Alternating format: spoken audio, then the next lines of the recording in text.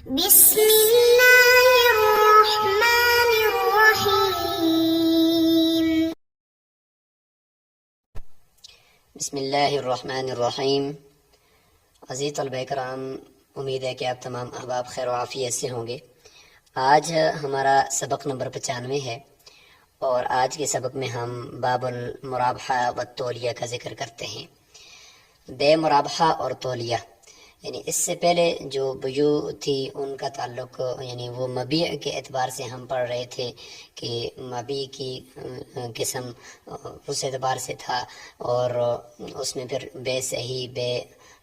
صحیح کے اندر پھر لازم اور غیر لازم، اور اس کے بعد پھر بے غیر صحیح یعنی فاسد، باطل، موقوف اور مکروہ کا ذکر تھا۔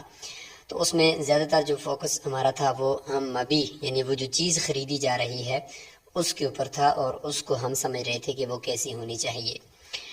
اور اب جو بیوع کا ذکر ہو رہا ہے وہ ثمن کے اعتبار سے، جس طریقے سے ہم نے کتاب البیوع کے شروع میں ہی بتا دیا تھا کہ ثمن کے اعتبار سے یعنی کرنسی، یعنی اس کی ریٹ کے اعتبار سے بھی مبیع کی 4 قسمیں بنتی ہیں۔ اس میں بے مرابحہ ہے پہلی قسم، اور دوسری ہے بے تولیہ۔ مرابحہ کہتے ہیں کہ کوئی چیز آپ بیچ رہے ہیں تو اس کی جو جتنے میں وہ چیز آپ کو پڑی ہے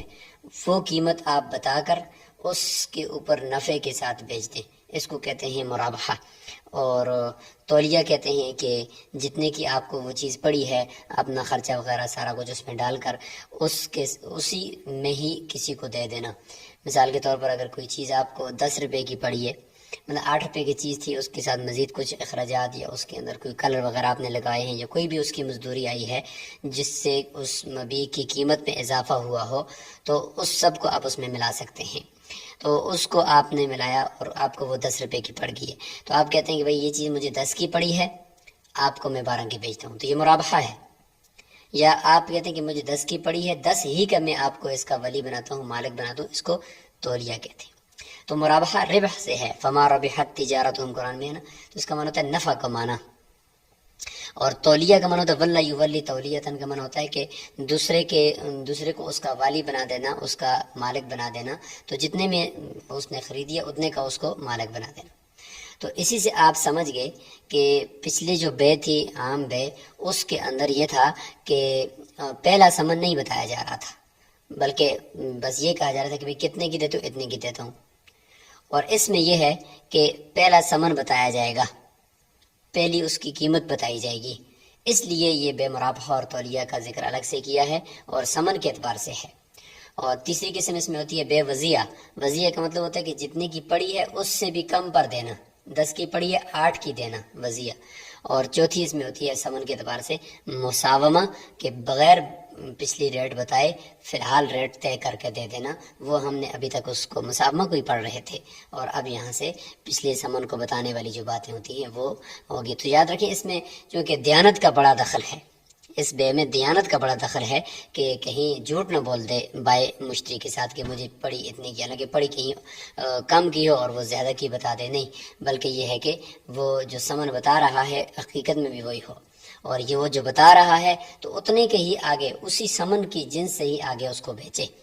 ایسا نہیں ہے کہ وہ کوئی جو چیز جس کے بدلے میں اس نے خریدا ہے تو وہ چیز پھر وہ جو ثمن ہے وہ ثمن کوئی گائے بھینس ہو جس کے بدلے میں اس نے چیز خریدی ہے، تو پھر آگے مشتری کو کس طریقے سے دے گا؟ وہی والی گائے بھینس تو مشتری کے پاس تو نہیں ہے۔ تو اس لیے بے مرابحہ میں پھر اس طرح کی چیزوں کی بھی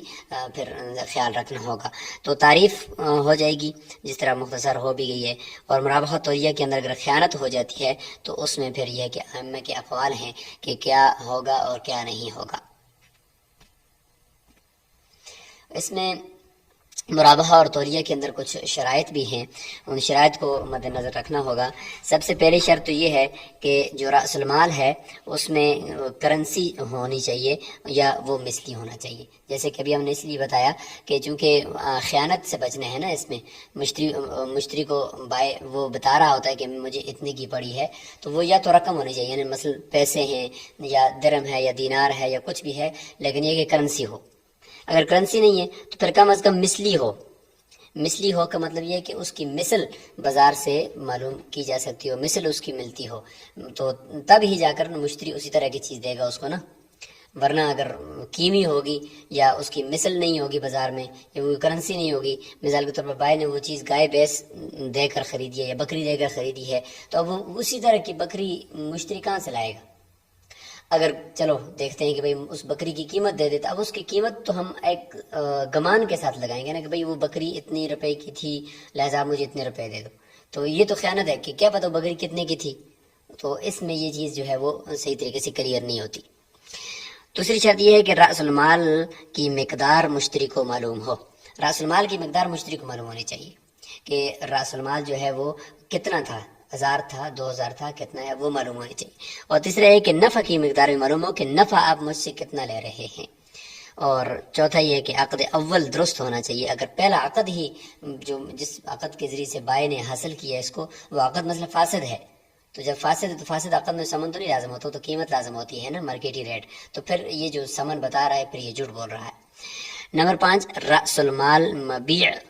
کی جنس سے نہ ہو، یعنی جو سمن اس نے دیا ہے بائی نے تو وہ جو مبیع خریدا ہے تو وہ اموال ربویہ نہ ہو، آگے چل کر ربا آئے گا، سود آئے گا، انشاءاللہ کلیئر ہو جائے گا آپ کو، لیکن یہ یہاں پہ سمجھ لیں کہ مثال کے طور پر گندم کو گندم کے بدلے میں نہ خریدا ہو، یعنی اپنی گندم دے کر دوسری طرف سے گندم نہ خریدی ہو، اگر اس طریقے سے کیا ہو تو اس کو آگے مرابحتاً نہیں بیچ سکتا۔ کیونکہ مرابحتاً کیسے بیچے گا کہ آگے جا کر وہ مشتری سے بھی گندم لے گا کہ بھائی میں نے اتنی گندم کی لی ہے لہٰذا مجھے آپ بھی گندم دے دو، تو میں آپ پر زیادہ بیچتا ہوں، تو زیادہ تو بیچ ہی نہیں سکتا کیونکہ جب جنس ایک ہوگی تو پھر تو کمی زیادتی سود ہے، لہٰذا مرابحتاً نہیں بیچ سکتا، وضیعتاً بھی نہیں بیچ سکتا کہ بھائی میں نے 10 کلو گندم کے بدلے میں خریدی تھی، آپ کو میں 8 کلو گندم کے بدلے میں دیتا ہوں، آپ مجھے 8 کلو دے دو، میں آپ کو 10 کلو دیتا ہوں، تو یہ بھی سود ہے کیونکہ ایک طرف کمی ایک طرف زیادتی ہے، جب جنس ایک ہو تو کمی زیادتی سود ہوتی ہے۔ البتہ تولیہ کے طور پر بیچ سکتا ہے کہ بھائی میں نے 10 کلو گندم کے بدلے میں خریدی ہے، آپ کو بھی 10 کلو گندم کے بدلے میں، آپ اپنی 10 کلو مجھے دے دیں، میں آپ کو دیتا ہوں، ہاں پھر ٹھیک ہے کیونکہ اس میں سود نہیں ہے۔ تو یہ 5 شرائط ہو جائیں گی، ان شرائط کے ساتھ یہ بے درست ہو جائے گی۔ آگے جی بے مرابحہ اور تولیہ کا حکم، حکم کیا ہوگا؟ حکم میں ایک پہلی جو بات ہے وہ یہ ہے کہ مرابحہ جو ہے وہ اصل ثمن پر ہوگا نہ کہ استبدال پر، یعنی جو مرابحہ ہے آپ نے جو ثمن طے کیا تھا شروع میں ایجاب و قبول کے وقت، مثال کے طور پر وہ پے کیے تھے پیسے، کرنسی، رقم، پاکستانی روپیہ، اور بعد میں آپ نے اس کے بدلے میں درم دے دیا، دینار دے دیا، تو درم اور دینار پر آگے بے مرابحہ نہیں کریں گے آپ وہ اسی اصل پاکستانی روپے پر ہی کریں گے۔ دوسری شرط یہ ہے کہ دوسرا حکم یہ ہے کہ بعد میں کمی زیادتی اگر ہو رہی ہے تو بعد میں کمی زیادتی جو ہوگی وہ اصل کے ساتھ ملحق ہوگی، مثال کے طور پر مشتری نے سمن کے اندر زیادتی کر دی ہے، اور مطلب جب بائے خرید رہا تھا تو بائے نے خود اپنے بائے کو، جب یہ بائے مشتری بن کر خرید رہا تھا تو اپنے بائے کو سمن کے اندر کچھ اضافہ کیا تھا، بعد میں ایجاب و قبول 1000 روپے پر مثلا ہوا تھا، بعد میں پھر اضافہ بھی اس نے دیا ہے 100 روپے اوپر سے، تو وہ 100 روپے اوپر سے جو دیا ہے وہ اصل سمن کے ساتھ ملحق ہو جائے گا، آگے بائے یہ کہہ سکتا ہے کہ مجھے یہ چیز 1100 کی پڑی ہے۔ اور مشتری جب یہ تھا، بائے جب مشتری تھا تو اس وقت اس کے بائے نے مبیع کے اندر کچھ اضافہ کرنے کا اعلان کیا بعد میں، تو وہ اضافہ بھی اصل مبیع کے ساتھ ملحق ہو جائے گا، اور آگے جب بائے بیچے گا تو اسی مقدار کو آگے بیچے گا، کم نہیں کرے گا۔ نمبر 3 یہ کہ جن اشیاء سے مبیع کی قیمت میں اضافہ ہو اسے ثمن کے ساتھ ملایا جائے گا، جن اشیاء کے ساتھ جیسے کہ پہلے بھی بات ہو گئی ہے کہ اس کا کرایہ، خرچہ، اس کے اوپر مزید کوئی ڈیکوریشن وغیرہ کی ہے، مرمت کی ہے، تو ان ساری چیزیں چونکہ جس کی وجہ سے قیمت میں اضافہ ہوتا ہے، ایک جگہ سے دوسری جگہ کی طرف لے جانے کے اندر سے بھی چیز کی قیمت میں اضافہ ہوتا ہے، وہ سارے اخراجات اس کے ساتھ ملائے گا جس سے مبیع کی قیمت میں اضافہ ہوا۔ دوسرے ذرائع سے، چوتھے نمبر پر ہے جی کہ دوسرے ذرائع سے ملے ہوا جو مال ہے اس کو بھی مرابحہ کے طور پر بیچ سکتا ہے، مثال کے طور پر اس کو کسی نے کوئی چیز گفٹ کی تھی یا کوئی میراث میں ملی تھی۔ اور 5ویں نمبر پر یہ کہ ادھار خریدی ہوئی چیز کی صراحت بھی ہونی چاہیے، کہ اگر اس نے جو چیز خریدی ہے وہ ادھار خریدی ہے تو آگے بیچتے وقت بھی وہ اس کو بتائے کہ میں نے ادھار خریدی ہے اس لیے مجھے اتنی کی پڑی ہے، اگر میں نقد خریدتا تو مجھے اتنی کی نہ پڑتی، تو اس حساب سے پھر مشتری آگے فیصلہ کر کے اسے خریدے گا۔ تو یہ کچھ شرائط اور احکامات پورے باب کے آگے آپ کے سامنے، تو یہاں سے باب کو ہم شروع کریں گے، باب المرابحتی والتولیتی، کہ یہ باب مرابحہ اور تولیہ کے بیوع کی جو اقسام ہیں اس کے بارے میں ہے۔ عبارت کو شروع کرنے سے پہلے ہم پورے باب کا خلاصہ دیکھ لیتے ہیں کہ اس باب میں آگے تو توابع بھی ہوں گے، یہاں پہ ایک قسم توابع کی بھی آئے گی، اس توابع میں 3-4 چیزیں بھی ذکر ہوں گی، متفرق احکامات جو اگلے سبق میں آئیں گے انشاءاللہ سبق نمبر 96 کے اندر۔ اس سے پہلے یہ تعریفات ہوں گی بے مرابحہ کی، تولیہ کی، اور ساتھ ساتھ بے کی شرائط جو ابھی ہم نے اردو میں بھی لکھ لی ہیں، دیکھ لی ہیں آپ نے، لیکن وہ عربی کے اندر بھی آئیں گی۔ اور پھر یہ کہ اہتمام الدیانہ، چونکہ بے مرابحہ ہے تو اس میں دیانت کا بڑا دخل ہے کہ دیانت کیا ضروری ہے، اگر دیانت نہیں ہوگی تو ظاہر ہے کہ پھر یہ بے ہی درست نہیں ہے، کیونکہ اس میں تو پچھلا سمن بتایا جاتا ہے نا، اگر ہاں پچھلا سمن نہ بتایا جاتا تو پھر چلو یہ والی شک نہ ہوتی۔ خیار الخیانتی فی المرابحتی و تولیتی، اگر خیانت آ گئی ہے تو اس کی صورت میں مشتری کو اختیار دیا جائے گا کہ بھئی اس نے تو چیز آپ مہنگی بھیجی، حالانکہ چیز اس کی اتنی کی بڑی نہیں ہے، آپ کے ساتھ اس نے جھوٹ بولا ہے، تو اب اس میں کیا کریں گے؟ تو اس میں جو ائمہ کے اقوال ہیں وہ ہم پڑھیں گے۔ اس کے بعد آگے توابع ہوں گے، اور توابع کے اندر متفرق احکامات ہوں گے، جیسے کہ مثال کے طور پر غیر منقولی چیزیں، مثلا زمین ہے، پلاٹ ہے، اس کو قبضہ کرنے سے پہلے بیچ سکتے ہیں یا نہیں بیچ سکتے، منقولی چیزوں کے کو قبضہ کرنے سے پہلے بیچنا درست ہے یا نہیں ہے۔ اسی طریقے سے مبیع کو بغیر کیل کیے آگے بیچنے کا کیا حکم ہے، کیل کرنا اس میں کتنا ضروری ہے، تو اس طریقے سے کچھ یہ متفرق احکامات آگے توابع کے اندر آئیں گے۔ تو شروع کرتے ہیں جی، ہم اپنی عبارت شروع کر دیتے ہیں کہ المرابحۃ، سب سے پہلے تعریف شروع ہو گئی، یہاں سے یہ تعریف ہے کہ المرابحۃ کی مرابحہ کہتے کسے ہیں؟ تو فرمایا کہ نقل ما ملکہ، عبارت پہ ذرا غور کریں، عبارت کے اندر تھوڑا سا اضطراب سا ہے، مغلق سی عبارت ہے۔ نقل ما ملکہ، اس چیز کا یعنی مبیع کا منتقل کرنا، نقل کا معنی بائع سے مشتری کی طرف منتقل کرنا اس چیز کا، ملکہ جس کا یہ بائع خود مالک ہوا ہے، بالعقد الاول، کس طریقے سے مالک ہوئے؟ عقد اول کے ساتھ، عقد اول کے ساتھ مالک ہوا ہے، بالثمن الاول، یہ بالعقد الاول یہ ملکہ کے ساتھ متعلق تھا، اور بالثمن الاول یہ نقل کے ساتھ متعلق ہے، کہ منتقل کرنا جو تو بالثمن الاول، پہلے سمن کے ساتھ، یعنی پہلے سمن کو بتا کر، مع زیادت ربح، کچھ اضافے کے ساتھ، کچھ نفع کے ساتھ، تو یہ ہو جائے گا بالعقد الاول ملکہ کے ساتھ، اور بالثمن الاول نقل کے ساتھ متعلق ہو جائے گا۔ والتولیۃ، آگے تولیہ کی تعریف ہے کہ نقل ما ملکہ،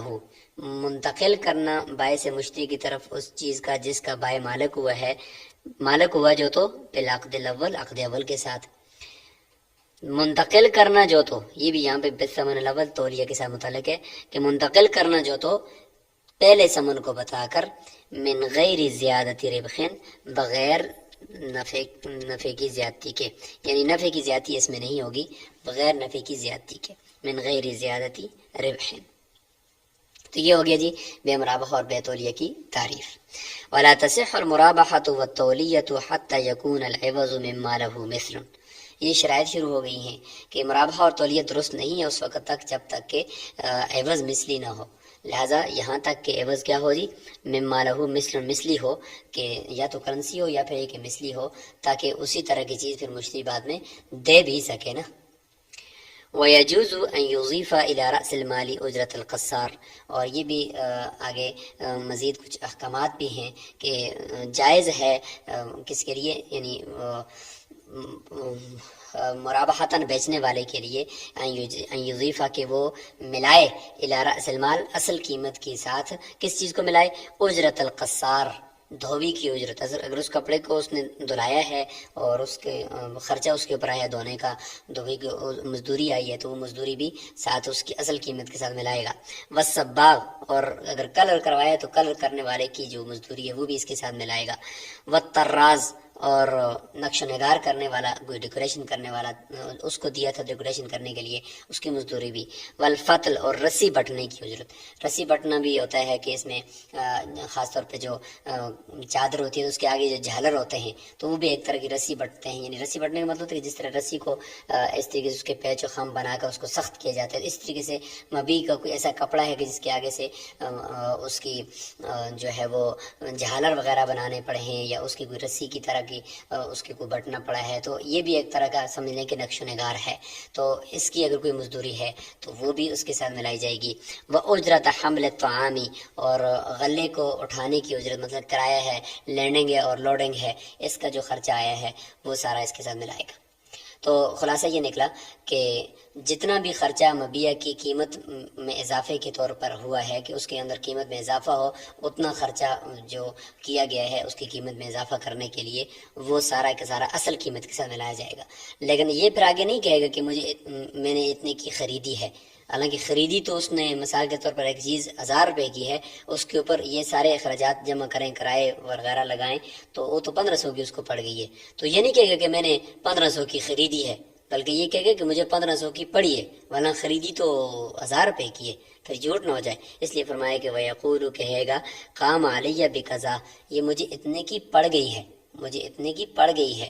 ولا یقول اشتریتہ بقضا، یہ نہ کہ میں نے 1500 کی خرید لی ہے، اتنے کی مجھے میں نے خریدی تو 1000 روپے کی ہے، 15 کی تو نہیں خریدی۔ یعنی جھوٹ سے بچانا ہے، اور پورے کا پورا مرابحہ کی جو بے ہے اور تولیہ کی بے ہے یہ دیانت کے اوپر کھڑی ہے کہ اس میں خیانت نہیں ہوگی، دیانت کے اوپر کھڑی ہے، کیونکہ اس میں پہلا ثمن بتایا جا رہا ہے، تو اگر پہلا ثمن نہ بتاتا تو پھر ساری یہ شرطیں نہ ہوتی۔ اچھا، اب خیانت کا ذکر شروع ہو رہا ہے جی کہ فَإِنِ اطَّلَعَ الْمُشْتَرِي عَلَى خِيَانَةٍ، پس اگر مشتری خیانت پر مطلع ہو گیا، اس نے کہا تھا کہ میں نے یہ چیز آپ پر بیچتا ہوں کہ بھائی میں نے 10 روپے کی خریدی تھی، 10 روپے کی میں نے مجھے پڑی ہے، اور یا 12 روپے کی مجھے پڑی ہے، میں 15 کی آپ پر بیچ رہا ہوں، یا 10 کی مجھے پڑی ہے 15 کی آپ پر بیچ رہا ہوں، یہ اس نے کہہ دیا، 5 روپے آپ کے ساتھ میں نفع کماتا ہوں، یہ اس نے کہہ دیا۔ لیکن مشتری کو بعد میں پتہ چل گیا اوہو یہ چیز تو یہ 10 کی نہیں پڑی ہے، اس کو تو 8 کی پڑی ہے، اس نے میرے ساتھ جھوٹ بول کے 2 روپے اضافہ اس نے کر دیا ہے اور ساتھ اوپر نفع بھی کما دیا ہے۔ فی المرابحہ، بے مرابحہ کے اندر اس کو مطلع ہو گیا خیانت کے اوپر کہ بائے نے میرے ساتھ خیانت کی ہے، تو فہو بالخیار۔ تو امام ابو حنیفہ رحمہ اللہ کا مسلک شروع ہو گیا ہے، وہ فرماتے ہیں کہ ہم مشتری کو اختیار دے دیتے ہیں۔ کیا اختیار ہے جی؟ عند ابی حنیفہ ان شاء اخذہ، ایک تو یہ کہ چاہے تو اس کو لے لے، بجمیع الثمن، لے گا تو پورے ثمن کے بدلے میں لے گا۔ کیوں؟ اس لیے کہ جب بائے نے 8 کی چیز کو 10 کی بتا کر 15 کی بیچ رہے، تو مطلب یہ کہ بے شک اس نے گناہ کیا، بے شک اس نے جھوٹ بولا، لیکن وہ اپنی چیز ہے، اس کی چیز ہے، وہ اس کو 15 سے کم بیچنے پر راضی ہی نہیں ہے، تو ہم کیوں اس کو جبر کریں؟ لہذا مشتری کو اختیار دے دیتے ہیں کہ بھائی لینی ہے تو اتنی کی لے لو، کیونکہ وہ اپنی چیز اگرچہ جتنا بھی گنہگار ہو گیا جھوٹ بولنے کی وجہ سے، لیکن وہ کم پر بیچتا نہیں ہے نا، تو مبادرۃ المال بالمال بالتراضی ہے، وہ اس پر رضامند نہیں ہے کہ اس کو کام کرے، لہذا کم نہیں کریں گے مرابحہ کے اندر۔ اور دوسری بات امام صاحب فرماتے ہیں کہ مرابحہ کے اندر اگر ہم کمی نہ بھی کریں تو مرابحہ کی تعریف باقی رہتی ہے، مرابحہ اپنی اصل پر باقی رہتے ہیں، یعنی اگرچہ اس نے جھوٹ بول کر 2 روپے اضافہ لے لیے ہیں، لیکن مرابحہ تو مرابحہ ہی ہے نا۔ وہی بات ہے کہ اگر 8 کی چیز 15 کی بیچتا تو 10 کی چیز 15 کی اس نے بیچتی تو کوئی بات تو نہیں ہوئی نا، کہ مطلب مرابحہ اپنی تعریف سے نکلا نہیں ہے۔ اس لیے امام صاحب فرماتے ہیں کوئی ضرورت نہیں ہے کہ یہاں پہ ہم مرابحہ کے اندر کمی کریں، مرابحہ کے اندر ہم جتنی اس نے خیانت کی ہے اس کی کمی کرنے کی ضرورت نہیں ہے، لہٰذا چاہے تو لے لے، لینا تو پورے ثمن کے بدلے میں لے لے، وہ انشاء رد ہو، اور چاہے تو رد کرتے۔ اور امام صاحب فرماتے ہیں کہ بھائی طلع علی خیانت فی التولیہ، اگر تولیہ کے اندر خیانت کا پتہ چل گیا، مثال کے طور پر 8 کی چیز تھی، لیکن بھائی نے کہا کہ مجھے 10 کی پڑی ہے، 10 کی آپ کو بیچ رہا ہوں، یعنی 8 کی چیز کو اس نے 10 کی بتا کر 10 کی بیچ دیا، تولیہ۔ تو اس میں امام صاحب فرماتے ہیں کہ اگر ہم کمی نہیں کریں گے تولیہ کے اندر تو یہ تولیہ مرابحہ بن گئے، کہ گوئے کہ حقیقت میں 8 کی چیز 10 کی بک گئی، یہ تو تولیہ نہیں رہا، تولیہ کی تعریف ہی اس پہ صادق نہیں آ رہی، جبکہ یہ مرابحہ بن گیا ہے۔ لہٰذا مرابحہ کے اندر اگر ہم کمی نہ کریں تو کوئی خرابی نہیں آتی، مرابحہ مرابحہ ہی رہتا ہے۔ تولیہ کے اندر اگر کمی نہ کریں تو تولیہ مرابحہ بن جاتا ہے۔ اس لیے فرمایا کہ تولیہ کی تعریف کو برقرار رکھنے کی غرض سے ہمیں مجبوراً کیا کرنا پڑے گا کہ ہمیں اس کے اندر سے تولیہ کی تعریف پر اس کو دوبارہ لانا پڑے گا، اور جتنی اس نے خیانت کی ہے اس خیانت سے اس کو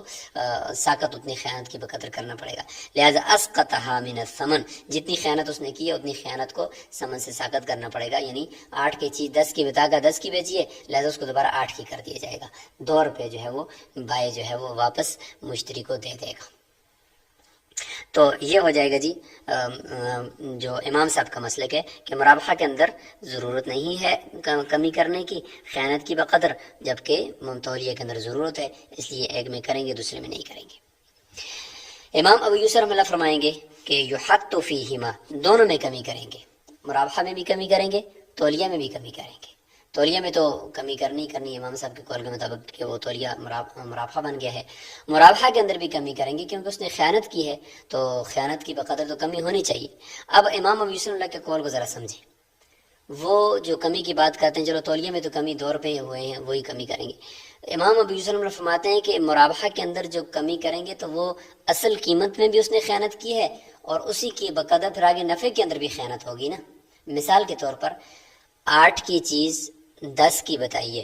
تو 2 روپے اس نے اصل قیمت میں خیانت کر دی، اور آگے جو اس نے نفع کمایا ہے 15 کی بیچی ہے تو 5 روپے نفع کمایا ہے۔ تو اب یہ 5 روپے جو اس نے کمائے ہیں یہ 10 روپے کی بقدر کمائے، گویا کہ 10 روپے کی بقدر اس نے 10 روپے اصل قیمت تھی، اس سے 5 روپے اس نے کمائے ہیں نا۔ جبکہ اب پتہ چلا کہ 10 روپے تو نہیں ہے قیمت اصل، جبکہ قیمت اصل تو وہ 8 روپے ہے، تو اس نے جو 2 روپے خیانت کی ہے تو 2 روپے تو یہ کم کرنے پڑیں گے اصل قیمت سے۔ پھر ان 2 روپے جتنا نفع ادھر 5 میں ہے نا، کیونکہ کل جو نفع ہے وہ 5 روپے ہے، اور وہ اصل قیمت 10 کی بتا کر اس نے 5 لی ہے، لہٰذا وہ جو 5 روپے نفع ہے اس میں خیانت کی بقدر، یعنی خیانت 2 روپے ہوئی ہے تو اس کی بقدر بھی کچھ نفع ادھر موجود ہے، تو اس نفع کو یعنی 5 کے 5 روپے کو ہم اس پورے اصل قیمت پر تقسیم کریں تو ہر 2 روپے میں 1 روپے اس نے کمایا ہے، کیونکہ 5 دونے 10 ہوتا ہے نا، تو 10 کے بدلے میں اس نے 5 کمائے ہیں، گویا کہ 2 روپے میں اس نے 1 روپیہ نفع کمایا، 4 روپے میں 2 روپے نفع کمایا، 8 روپے میں اس نے 4 روپے نفع کمایا، پھر 2 روپے میں اس نے 1 روپیہ نفع کمایا، گویا کہ 10 روپے میں اس نے 5 روپے نفع کمایا۔ لہٰذا 2 روپے کی خیانت اس نے کی ہے تو 2 روپے تو اس خیانت سے کم کرنے پڑیں گے، پھر اس 2 روپے کی بقدر ادھر نفع میں بھی 1 روپیہ اس نے نفع بھی ان 2 روپے پہ کمایا ہوا ہے، لہٰذا وہ بھی ہم کم کریں گے، تو معلوم یہ ہوا کہ کل 3 روپے کم ہوں گے، 2 روپے اصل قیمت سے کم ہوں گے اور 1 روپیہ خیانت نفع سے کم ہوگا، تو کل 3 روپے کم ہو جائیں گے، اور یہ چیز اس کی 12 روپے میں بک جائے گی، کیونکہ 8 روپے کی چیز ہے 12 روپے میں بک جائے گی۔ تو یہ اس طریقے سے کر کے امام ابو یوسف کے نزدیک مرابحہ میں کمی کرنی پڑے گی۔ تولیہ میں تو سمپل ہے کہ بھئی 2 روپے اضافہ کیے 2 روپے کم کرنے پڑیں گے، کیونکہ اس میں نفع کمایا ہی نہیں، جبکہ یہاں پہ نفع سے بھی کم کرنا ہے، اصل سے بھی کم کرنا ہے، اور نفع کے اندر جتنا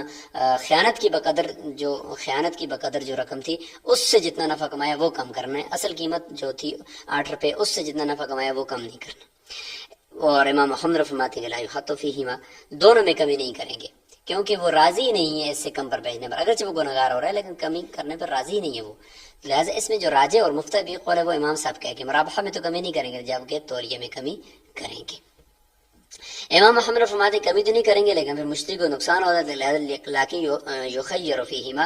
دونوں صورتوں میں مشتری کو اختیار دے دیا جائے گا۔ تو یہاں تک سبق کو سٹاپ کر لیتے ہیں، انشاءاللہ اگلے سبق کے اندر بے مرابحہ کو اور تولیہ کی اس بیس کو ہم مکمل کر دیں گے۔ آگے پھر توابع شروع ہو چکے ہیں، چونکہ